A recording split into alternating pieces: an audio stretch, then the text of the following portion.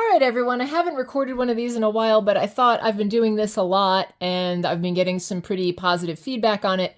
So I thought I would just do a quick video to show you a good basic mediumship reading that I do that seems to be pretty successful. Every week, my friends and I get together and we have like a mediumship circle and we read each other, etc., etc. And apparently, I'm fairly accurate, so I just wanted to show you guys what I did do. This is a nice 3-card reading, and I want to show you by actually doing one. Like I can go through one that I actually did, but I just want to give you the basics. You take your standard tarot deck. This is where's the lid?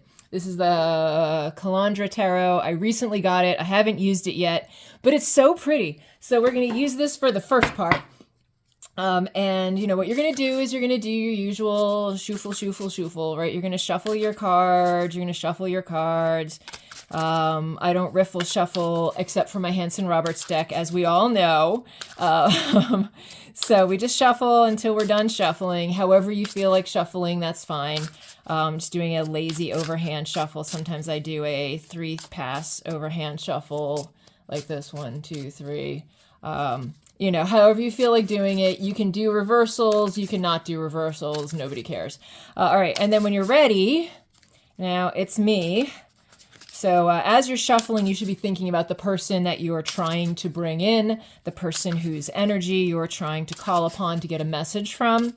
While you're doing that, when you're ready, as usual, I'm not doing that, but I'm just telling you, obviously I knock it into the deck. Then here's what you do. You cut the deck. Flip over, flip the bottom, the next card, the card next to it over. So this was right where the cut was. This was face down, you flip it over, and then you pull the bottom card from the deck, the so-called shadow card, okay? Isn't this deck really pretty? I love it. And these two are going to be your sort of verifying. These are the things that you're going to tell the person who is asking that are going to be true and accurate as to who came through. So maybe they asked to speak about Uncle Henry, and Uncle Henry didn't come through, but Aunt Flora did. So we're going to be like, okay, well, that's not Uncle Henry, you got Aunt Flora. But someone has a message for you, and here's what it is. And the bottom card is going to be the message, right? So you would do this. So it's a really simple layout. I started doing this the first time we did these mediumship readings, and it goes pretty well. And this is also a really good skill builder because you only have to combine 2 cards, right? You're only having to look at 2 different cards and saying, okay, what do these things have in common? What do they bring together? What do I see? What do I sense? What do I, whatever, right? So that's going to help you with that. And then think about this as the message. One thing you also want to do is when you're thinking about the person, you want to sort of be aware of what's going on in your body. And I will give you my example. I pulled these out. This was you should always record your readings. This is, especially if you're doing this work and you want to record your hits. This is a good way to do that. So this was a reading I did a couple weeks ago for one of my friends about her uncle. And we only worked on a photograph. And when she passed the photograph around, all I could feel was a really hard tightness under my diaphragm. And I just got the sort of phrase of, I never get to take a full fucking breath around here. Excuse my language, but that's kind of what came through. All of my friends in this mediumship circle, they're like seeing things, they're hearing music, they're sensing energy. I'm like, I don't know. I feel like I can't breathe. Like, that's about it. I'm nowhere near as good as they are with that stuff, but apparently I'm pretty good with the cards. So let's take a look at the cards that I pulled. These are the cards I pulled for her uncle. So this is the Knight of Rods reversed, the 8 of Swords reversed, and then the 8 of Pentacles, right? So what I said, and I would show you my notes, but nobody can read my handwriting. What I said was, everybody, that he always felt he had to be armored. He always felt he had to keep up the shiny armor, right? Because you see that there. Now you're going to say, that's not a traditional read of the Knight of Rods. Yeah, because we're not doing that, right? So he always had to have that armor. And then I was thinking about what I said, that when I sensed and I felt the picture that he could never breathe. And I said he felt he could never, ever take the armor off, and also he had difficulty breathing. We'll come back to what the hits are. And I also said he had a very explosive temper. The kind of guy who would blow up and then like 30 seconds later be like absolutely fine with it. So not like a violent man, but sort of like the little, drop the Mentos in the Coca-Cola, it spills up, and then he's like, okay, well, that's a thing. So not a violent man, but he had these bursts of temper. And then I said, looking at the Eight of Swords, there was somebody in his life that he wanted to be the knight in shining armor for. You see how we're putting these together? There's somebody in his life that he wanted to be a knight in shining armor for.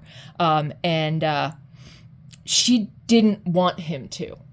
She did not want to be rescued, right? Even though this looks like a helpless damsel in distress, we all know she could rescue herself. So I also said, it seems to me that there was this toxic woman who liked to play mind games. She liked to pretend she was helpless. Whenever he got too far away from her, she'd pull some sort of, oh, my car broke down. Oh, no. And he'd go riding out to the rescue because he wants to be the knight in shining armor.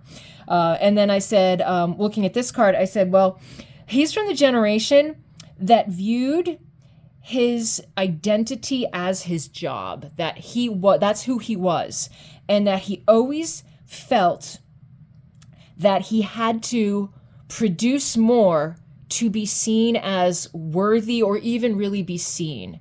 But, to be seen as valued, to be seen as valuable, to be seen as, desired, people wanting to hang around with. He always felt like he had to constantly be putting on a show, constantly be putting in work, and that his job very much was his identity.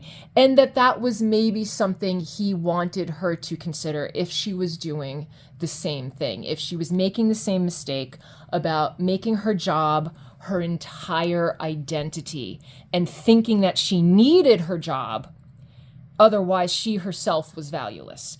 Okay, so the quick hits. He died of lung cancer after emphysema. So the lung thing was right.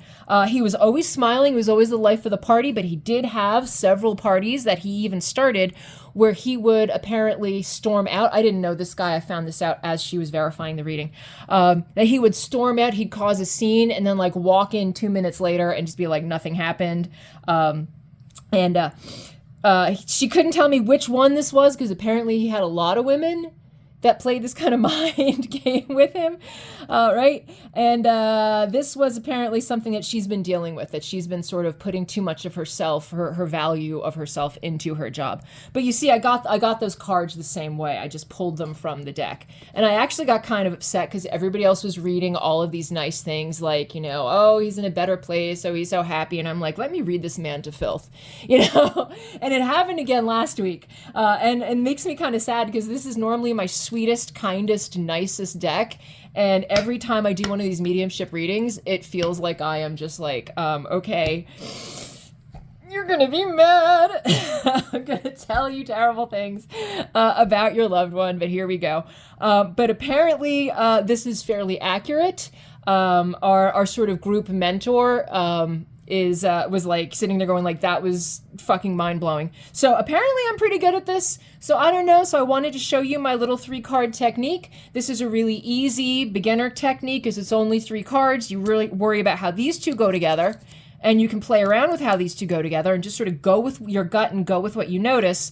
And then this is sort of like the message, maybe the message that they learned from their life that they want to pass on, that do this or don't do this. So it's a really easy read and a really easy way to get started into this kind of mediumship reading. So maybe you try it, maybe you have a good time with it. I hope you do. I will see you in the next one. It has been a minute. I am sorry, but yay, content.